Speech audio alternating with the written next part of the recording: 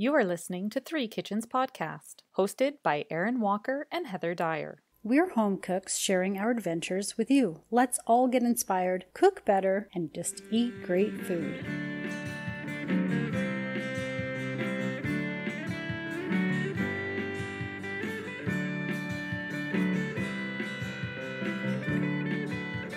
Well, it's been a while since we talked about this one, and we thought it was a good one to revisit. Well, because you wanted to make them anyways. Because I wanted to make them anyways, and we realized that this is just a good episode that we should revisit. So, welcome to Three Kitchens Podcast. I'm Erin. I'm joined by Heather. Hello.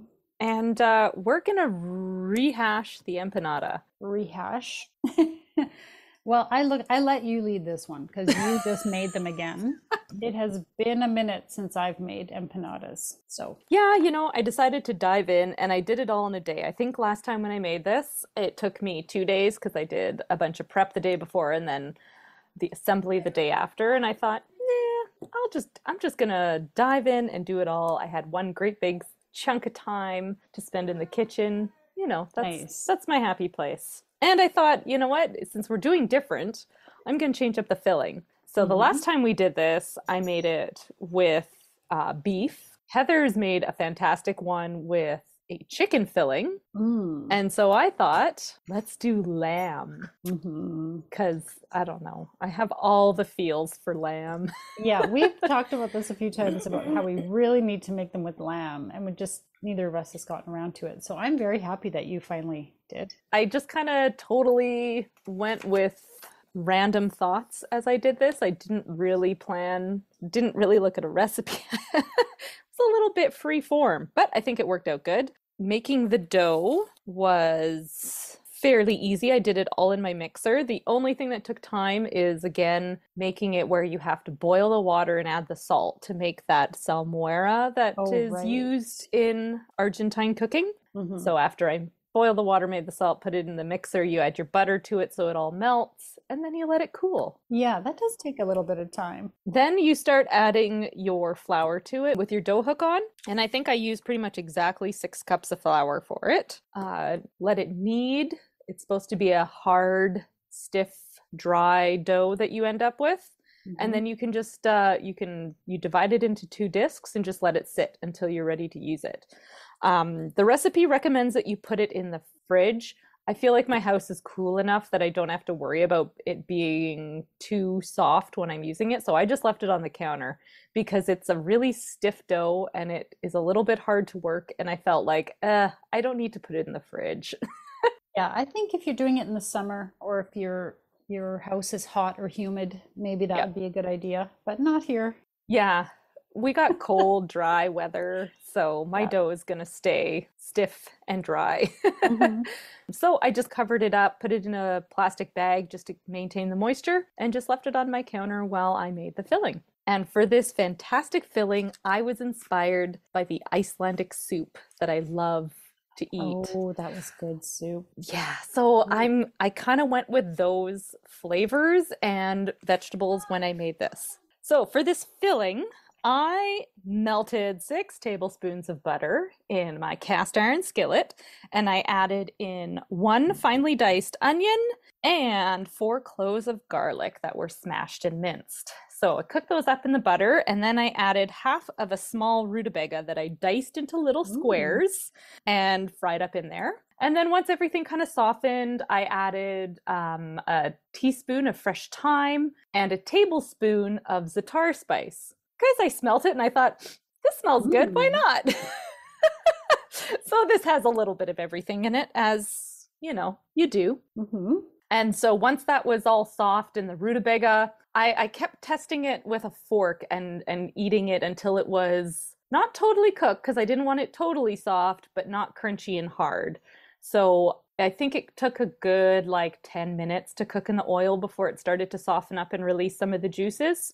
So then I popped that into a bowl and added 1 carrot that I diced finely and popped in there. And then back in this frying pan that was full of butter and onion, I added in a pound of ground lamb and fried it up, as well as a couple tablespoons of lard, So bacon fat that I had in the freezer. Mm-hmm. And so fried up my lamb and got it all nice and crispy. Added some salt and pepper to it just to season it. And so dumped that into the bowl for filling once it was cooked up. And then I also had a potato that I grated and soaked to get rid of the starch. And then I tossed it into that pan too, because I thought, ooh, and added some more lard, more bacon fat, mixed it around, got it a little bit cooked up, and then tossed that into the bowl. And then I also had 3 hard-boiled eggs. Mm-hmm. I think that's an essential ingredient in your empanada. You have to have the eggs in the empanada. And I was like, this has to go in. So 3 hard-boiled eggs. How do you boil your eggs? Well, isn't that just always the question? Everybody has a method that works because your stove might be different. Your altitude where you live can impact it, which we know. And I feel like I've tried everybody's timing, and so I don't know if I've really landed on the best way. What I usually do is in a small pot, I don't even cover the eggs completely with water, put my eggs in, put the lid on top so it's boiling, let it go usually about 6 minutes, maybe a little bit longer because you need to chop those up, but I like a softer, jammy kind of boiled egg. I like that egg yolk to be a little bit, I like it a bit soft, but for an empanada, you probably want it a bit more firm, so maybe a little bit more than 6 minutes. But I mean, this is sort of a rough guideline because I feel like it turns out different almost every freaking time I do it. And then put them into cold water when you take them out to stop the cooking process. I don't know. What do you do? So the method that I've fallen upon, and I think I ended up doing this because of Samin's book, Salt, Fat, Acid, Heat, because she goes into pretty lengthy detail about boiling an egg. I put the eggs in. I try to cover them fully with water, but I often get lazy and it's faster if you don't. But you put them in, put it on the stove, cover it, bring it to boil. As soon as it starts boiling, I turn it off and I set a timer. And it's 10 minutes if you want a fully cooked hard-boiled egg, and then she's got different gradients of softer eggs, shorter amounts of time. Okay. So that's the method that I like to use for boiling my eggs. So it's not too different. You just turn your heat off. You just stop it as soon as it boils. But do you leave it on the element? Yep. Which probably is different because I have an electric stove, so the heat's in there. Yeah, and I have a gas stove, which would cancel that heat right away. Yeah. So I wonder if that would make a difference. Yeah. That's a good point. I hadn't thought of that. Yeah. Anyway, we got 3 hard-boiled eggs here. Okay, just one more thing on boiled eggs. And you've heard some people say, like, when you can't quite get the peel off and it sticks. Is it something to do with the freshness of the egg, or? I've heard that older eggs are easier to peel. Okay. I haven't come across that. I've heard putting vinegar in your water helps release the membrane. I haven't been successful with that. I don't know what the guaranteed I've never figured out. Yeah, because sometimes it peels so beautifully and other times it's like, this goddamn egg won't come off the shell. Like picking little tiny bits off. Yeah, and you lose half your egg white. And half your egg is gone, yeah. Anyway, that's just my little rant. I haven't found a good method yet on that, although because I was thinking of this, I wonder if covering the eggs fully so that they're not sitting on the bottom and getting that high heat on the bottom helps because they'll move around a bit, but I don't know. These were more thoughts that I was having while I peeled the eggs, but yeah, I don't know. I'm sorry. Listeners, if you're an expert on boiling eggs and peeling eggs, we want to know. The most basic of things can be so frustrating at the best of times, right? So it's always fun to compare and contrast our methods and like, did this happen to you? Because that's most of our conversations. Kind of a crapshoot. I know. Okay, so once I had this filling all mixed up in my bowl, it cooled down pretty quick, so I didn't have to wait too long. I got out my pasta bike and used that to roll out thin strips of dough.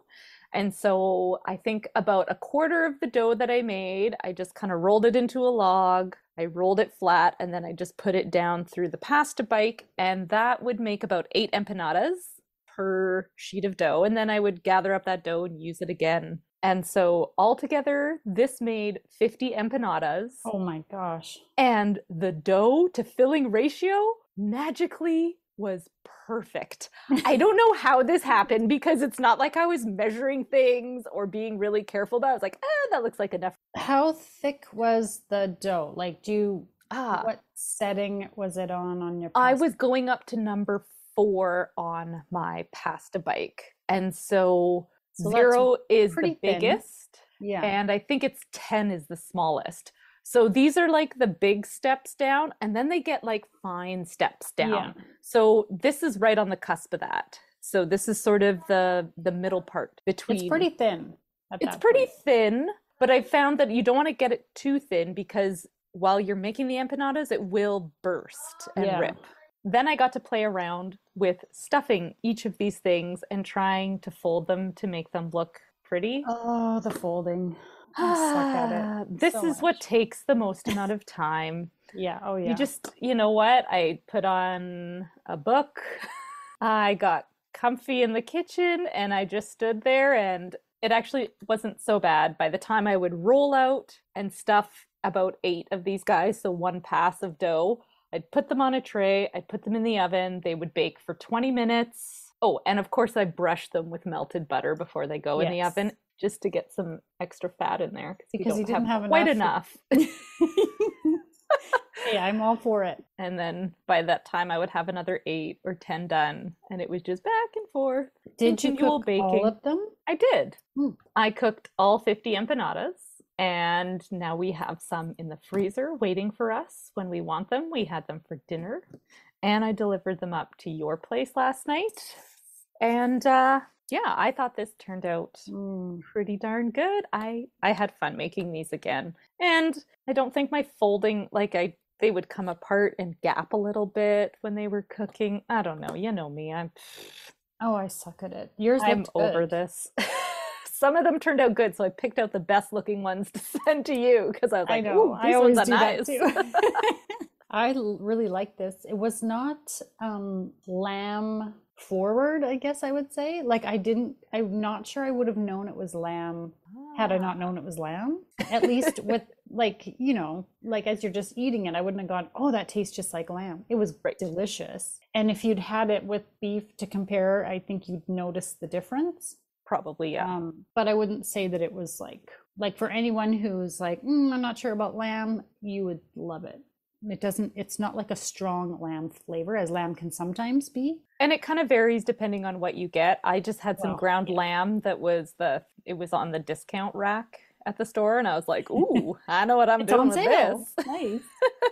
Oh, So for I sure. had It's good. It's like, and actually somebody I think we've talked about this in the past, especially when Sarah was hosting with us. She had a very like, I don't know what the word, very sensitive palate. She could pick things out and like yeah, really identify stuff where I'm like, it was good. Like yeah. I can't, Ooh, I'd eat that again.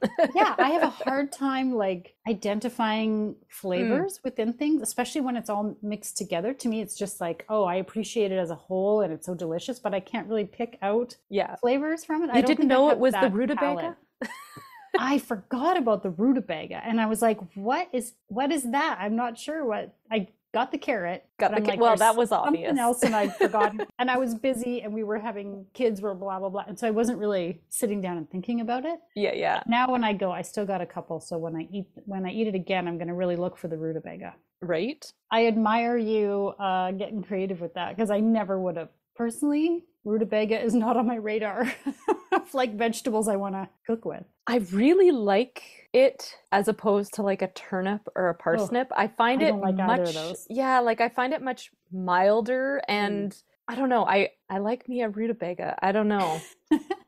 It's Yeah. a good vegetable in a soup. I love having it Mm. for a soup. And Hmm. so I will buy them here and there just to toss into a soup because I love making a clean the fridge soup where you just have a whole random assortment of vegetables and you don't really, your base and your flavors are the same in terms of spices, but then depending on what vegetables you put in, it kind of changes it up. And Mhm. I kind of thought this would be fun to make a stew flavored empanada Empanada. filling So good. with some za'atar spice, because why not? Well, I mean, that's the beauty of of lamb as well is that Ah, you it can takes so use, well to so many yeah, flavors. so many different like types of seasoning and spices can really. I gotta look and see what's in this za'atar spice Okay. because it's an interesting blend. It is called the Aleppo blend.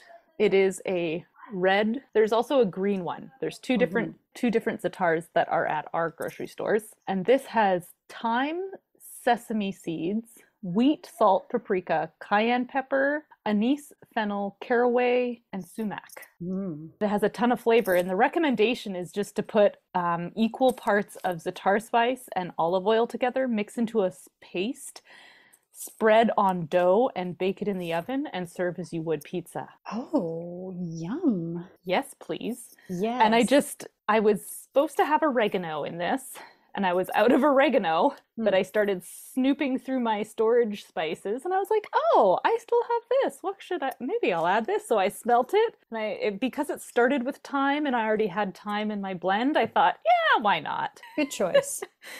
And it kind of had a sweetness to it. I think with the sesame in there, it added a little Mhm. bit of like sweet in the filling. So, yeah. Wow, it was so good. Yeah, and so I guess you can hear all about how I started my journey into the glorious empanada.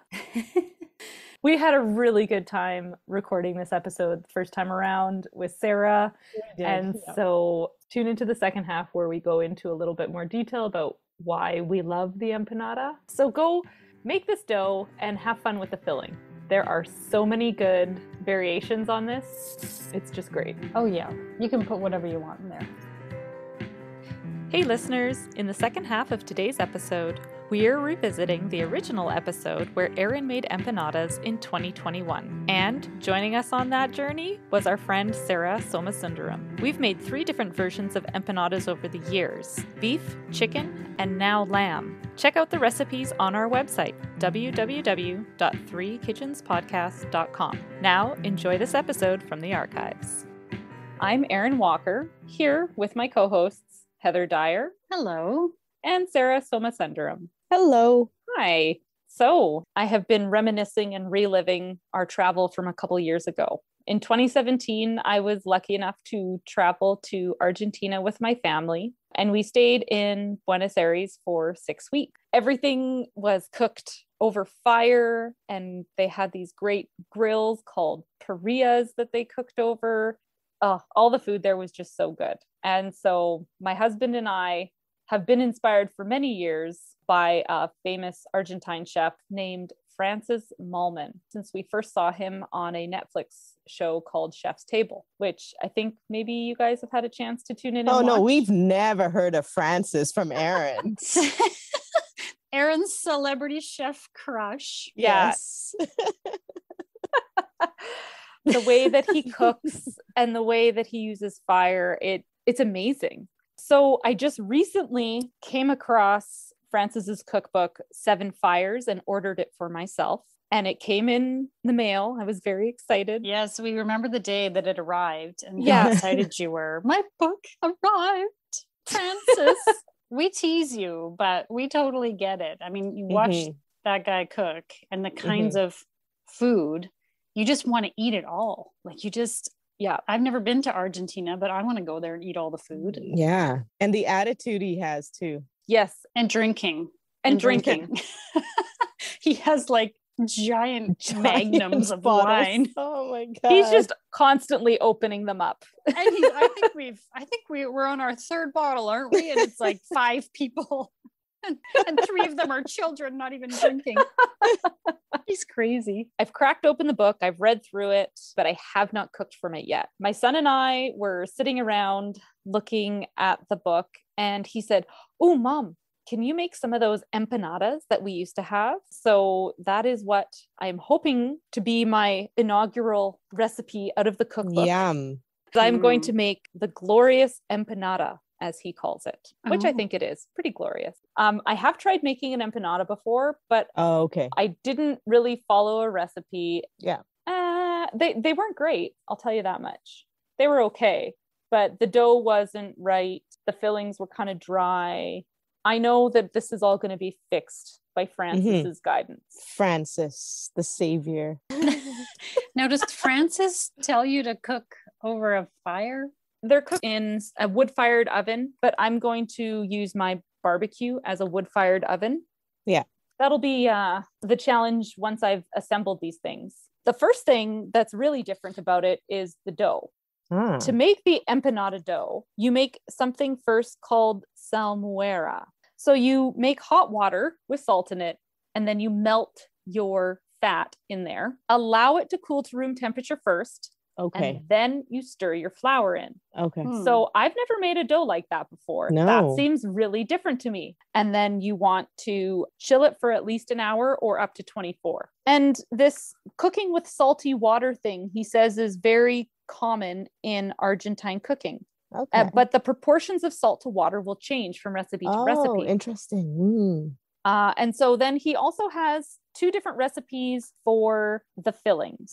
Empanadas Mendocinas. This one is traditional to the Mendoza region, which is kind of the wine country. And then you can also do one called Empanadas Salteña.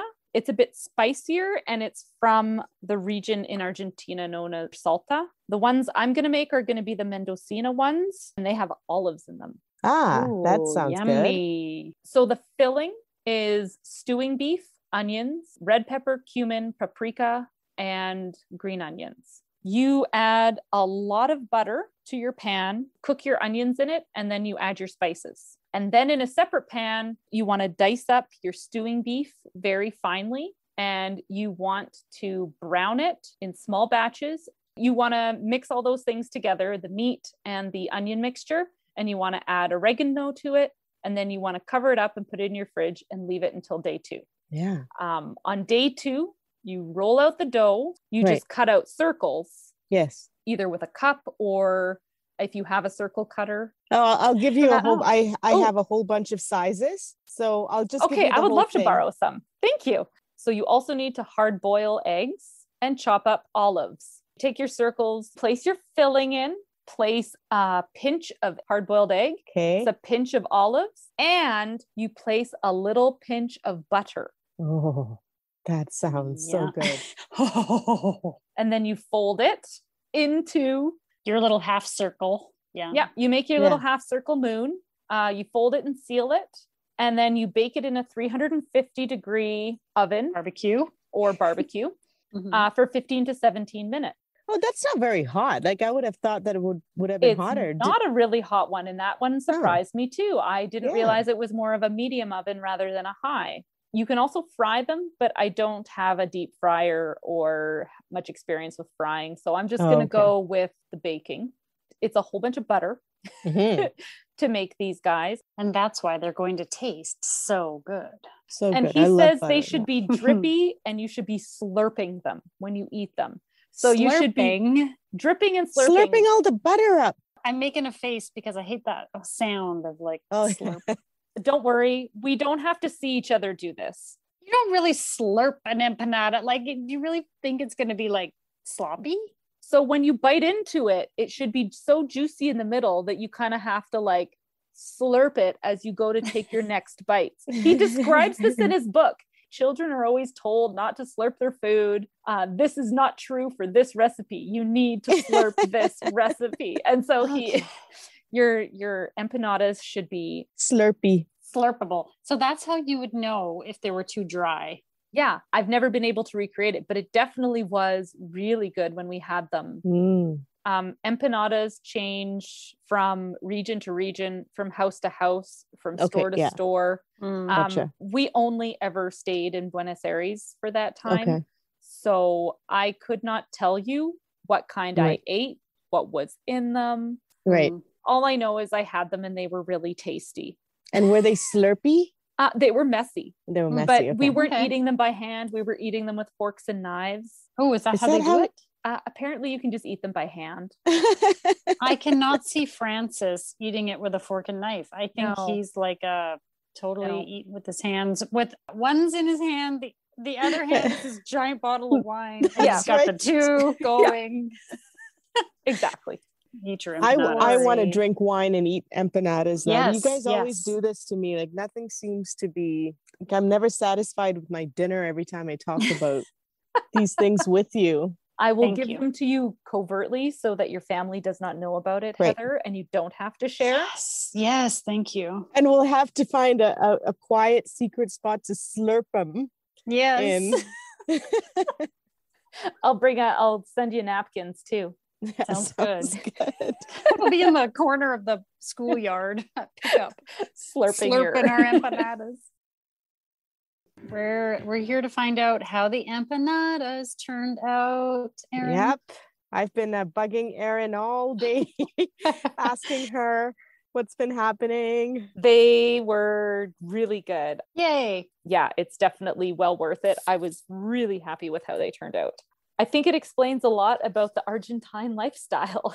Because if you were going to make this all in one day, I would definitely need a siesta, and you definitely would not be eaten till midnight. Because it was a lot of work. So let's dig in. I cooked everything using a cast iron skillet. For the filling, I was able to use some rendered bacon fat that I had in my fridge. Okay. So Nice. that went into the filling, which I think made that filling extra yummy. So in a whole bunch of fat, you cook up your onions, then you add your spices and the white scallions. You saute for a little bit longer, and then you turn it off and stir in your green scallion pieces and salt and pepper to taste. I only have one nice cast iron skillet, so I cooked all the onion stuff in the cast iron skillet, dumped it into a pan, and then wiped it down, cleaned it up, popped it back on the stove, and thought I was ready for the beef part. But no, the 1 pound of stewing beef was diced into 8-inch pieces. Good thing you have that nice Japanese steel to slice that baby up. Well, sadly, it's getting a bit dull. I need to straighten it or sharpen it because dicing a pound of beef took a long time. Yeah. He says if you use a ground beef, it has too much water in it and it won't fry up right. It will make your filling blah. I mean, he says it's worth it. I'm not 100% sure. Try it and see if it's a difference. Definitely. It looked like I turned beef into ground beef by hand. Anyway. Yeah. So I browned those in the pan in half-cup batches. All I really wanted to do was brown those little tiny chunks of meat without letting the moisture come out, which is kind of a tricky thing. Sounds like a lot of work already. It was a lot of work. I was very careful about it because I'm not familiar with all these steps super well. So I was trying my best to be as true to the recipe as possible. And I did this while I didn't have to parent. So I could put all my attention on this, put it in my fridge and left it for the next day. And then I made the dough for the empanadas. So I boiled water with salt in it. Then I took my butter and put it into the salted boiling water, and it melted into the water. And I popped it into my stand mixer bowl, and I just let it sit until it cooled to room temperature like it recommends. If I would have been a little bit more organized, I would have done that whole salting, melting step first, put it in my thing, and then started working on my filling, because it took quite a while for the hot water to cool to the point where I could start adding flour to it. The mixer did its thing. So it was a very different dough making process than I had done in the past. So again, I made this beforehand. I put it all in my fridge. So day 2, take your dough out of the fridge, cut it into 4 pieces, roll out your dough really thin. And so it is a lot of work to roll this dough out. Could you have put it through your pasta maker thing that... Yes, I could have. There you go. The one that I'm holding in my house. Oh, oops. It currently isn't in my possession, but it does recommend in here that you can use a pasta roller to roll it out to get it really thin. You want to cut, he recommends a 3.5-inch circle. That seemed small, especially when I compared it to the pictures of him showing you how to fold it. It covers the person's whole hand past their fingertips. That's more than a 3.5-inch circle. So I don't know if maybe that's the radius rather than the diameter. Maybe Francis has unusually small. Yes, I was gonna hands. say maybe he has No, small it's not hands. him. It's a lady that's holding it. Maybe it's in not. the picture. Maybe those are not women's hands. Those are his hands. But I see all of her. So I'm really sure. You're Like, ruining this, Erin. Sorry. Both of you. So I would recommend, next time I would do a bigger circle. So maybe an inch bigger. I would do maybe a 4 to a 4.5 inch circle. I would like to try the pasta maker next time I do this. So you want it back? Darn it. When you make this, since you have my pasta maker, yes, I would say use pasta maker. And thank you, Sarah, for the circle cutters. They made my life a lot easier. I should have brought the pasta roller. To assemble the empanadas, you put a healthy tablespoon of filling in the middle. You add a pinch of diced hard-boiled egg and another pinch of green olives that have been diced up. And just to finish it off with a little more fat, you also take a dot of butter, he describes it as. And then you wrap it up. I don't think I got any better at wrapping the empanadas as time went on. And then they just went on the barbecue. I put parchment paper down on my steel, 15 to 17 minutes, and boom, they came in. They were smoking hot. I kind of liked that some of the oil leaked out of my poorly wrapped ones, because then it kind of fried them as they were cooking on the barbecue. And I would almost say next time I might put down some oil or something on the parchment and then just flip them while I cook them, because then it would almost fry the dough. Let's get some more fat on this, right? Ooh, we haven't got enough more fat of that yet. Bacon fat and put that down there. Absolutely. They were filling. They were delicious. They were juicy and bubbly. They were too hot to eat for a little while, and I'd bite into it and burn myself and then be like, oh, I have to wait. Yeah. They were good when they were hot and they came out of the oven. They were good last night when they were cold but still on the counter, and I munched on a couple more. I want to know what you thought, because I packed you a little paper bag for lunch.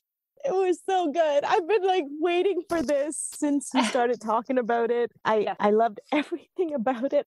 Oh, I liked it too. I put them in the oven, like you said. I got a little distracted, and I think they were in maybe a few minutes longer than I would have liked. Right. That may be why they were not juicy. There was certainly no slurping happening. I don't know if that was the reason, or if maybe it's just because it's the next day and it's come together. But Sarah, were yours slurpable? I don't think that they were very slurpable, but it could have been just because it was, like all that slurpy stuff kind of got absorbed into the bread. Yeah, that's what I'm thinking is as a leftover.